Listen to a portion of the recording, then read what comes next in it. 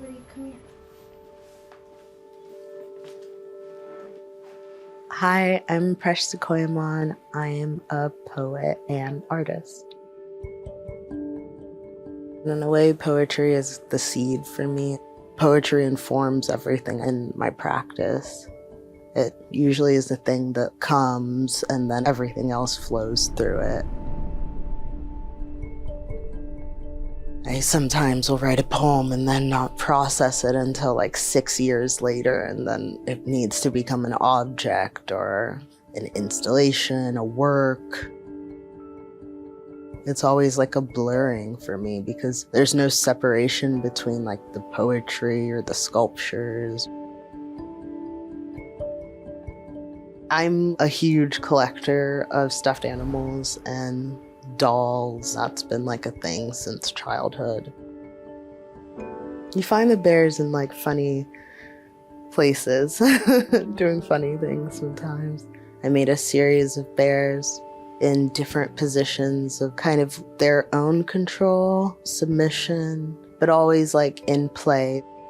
They're in their own world. You encounter this teddy bear with her legs up in the air looking directly at you. And that piece is called The Animal That Knows Itself is usually the most vulnerable. I feel like with cuteness comes violence. With innocence comes like usually destruction. The normalization of the sexualization of cuteness when it comes to children. The violence against innocence. And what does it mean to know that, to live with it, to have it be in the body? Most of my work is me just thinking through my experiences. Everything is like extremely vulnerable and personal in that way.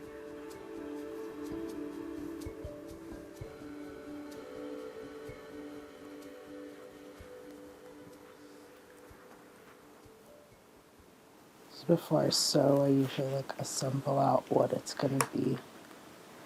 It's a lot of like collaging, like I see kind of the different pieces in my head, and I just kind of like try out different like random formations.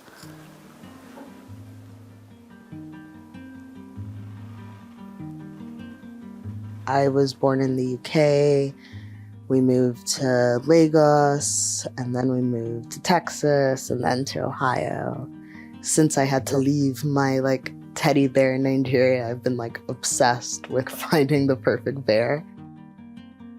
Migration is very grounding and ungrounding in so many different ways. It's taught me to live between so many different worlds. I understand myself as like a seed that has been sown in many different places. My grandmother is a seed saver, and whenever we would move, she would start a new garden. She wanted the vegetables that you can't find in like, Midwest grocery stores. And I, being the oldest daughter, had to help her tend to the garden. It taught me a lot about archiving and seed saving and like replanting gardens in different places where they're not supposed to be, in climates that are harsh for them, and finding a way for them to survive. I'm always thinking about archive time. It takes so long for anything to truly decompose in our world. Like, how do you make new time frequency? I make these spaces with my gardens specifically that really do alter the frequency of time and space in that like small fragment of a moment.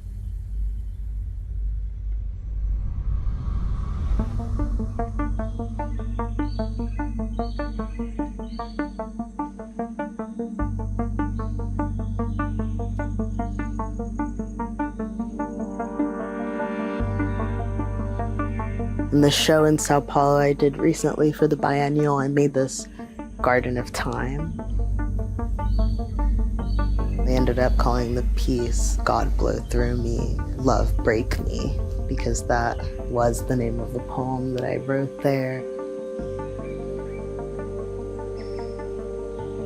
I had these rocks that we dug up from really crazy caves, and they're like, 15 million years old, with these special orchids that I had bred, and then this pink moss that you would like only find in the Cerrado, the Brazilian desert. And it had one single path to it, and you end at a dead end in front of this river I made. I love a spring garden, but also love a winter garden. When everything's like in that fringe state of mid-death. Everything feeds into one another. Like, the death makes the soil healthy, which then brings new life. Humanity begins in a garden, and I pray ends in a garden.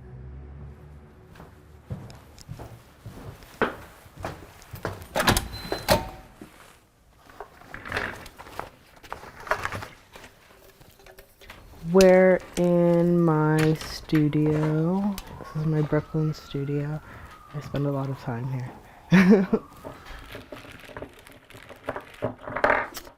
When I was really young, I was into destruction. That was my thing, was like destroying my stuffed animals. I'm in the Whitney Biennial, and I'm working on these sculptures.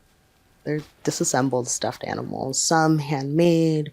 And a lot of the stuffed animals, I go buy them at children's thrift stores. Some are from my personal collection. And they're all kind of like ripped apart and sewn back together. She's perfect. And then they all get taxidermied bird wings. Little taxidermy stank. Little smell of death in the air. Yes. When you mean hiding the stitch, you mean like under the like feathers of the bone part? Or? Mm-hmm. How would you describe it, Ryan? They're from dead house pets, essentially, like dead birds that are people's personal pets.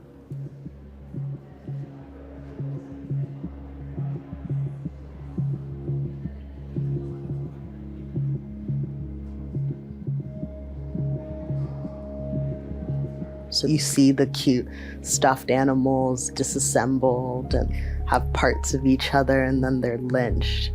And you're like, that's absurd. They're like cute miracles, unkillable angels. Stuffed animals give this familiarity of childhood and comfort, and I like to put them in this place of fear and violence. There's something quite grotesque about putting them in a situation that's uncomfortable and trying to elicit an explicit response. I think in the continuous chaos of movement in my childhood and like trying to put things back together, or just the curiosity of what was inside of something, I was like, I'm gonna let people in my little world.